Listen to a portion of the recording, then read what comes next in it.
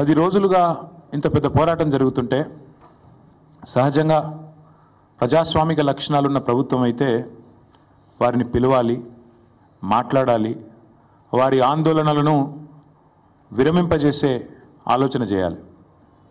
కనీసం వారితో పిలవకపోయినా కనీసం అక్కడికన్నా ప్రభుత్వ ప్రతినిధులను పంపి ఒక మంత్రి గారినో లేదా బాధ్యత గల వ్యక్తులను అధికారులను పంపి వారికి కొంత వివరించి చెప్పే ప్రయత్నం చేయాలి.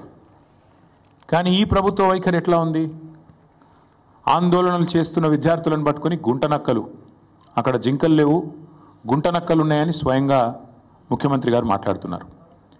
ఇంకొక మంత్రి గారు అయితే పేమెంట్ బ్యాచ్ అని చెప్పి విద్యార్థులను చిన్నగా చేసే విధంగా, వాళ్ళని అల్పంగా చూపే విధంగా ఇంకొక మంత్రి గారు నోరు బారేసుకుంటారు.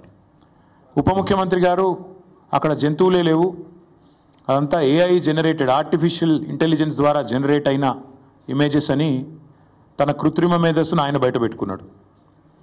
ఇది పరిస్థితి. Let me remind mister Revanth Reddy, government is a mere custodian, not the owner. People are the owners, you are just a custodian. నువ్వు ధర్మకర్తవు మాత్రమే.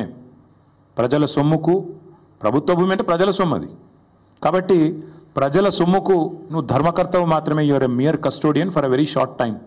నేనేదో రాజును, ఇది నాది రాజ్యం అన్నట్టుగా బిహేవ్ చేస్తే వారికి గుర్తు చేస్తా ఉన్నా, అది యూనివర్సిటీ భూమి, గవర్నమెంట్ భూమి అనే పంచాయతీ పక్కకు పెడితే నువ్వు your a mere trustee and custodian, అంతే. ధర్మకర్తవు తాత్కాలికంగా ఉన్నవాడు. దాన్ని కాపాడాల్సింది పోయి ఇష్టం వచ్చినట్టు పనిచేస్తాను, ఇష్టం వచ్చినట్టు వ్యవహారం చేస్తానంటే కుదరదు.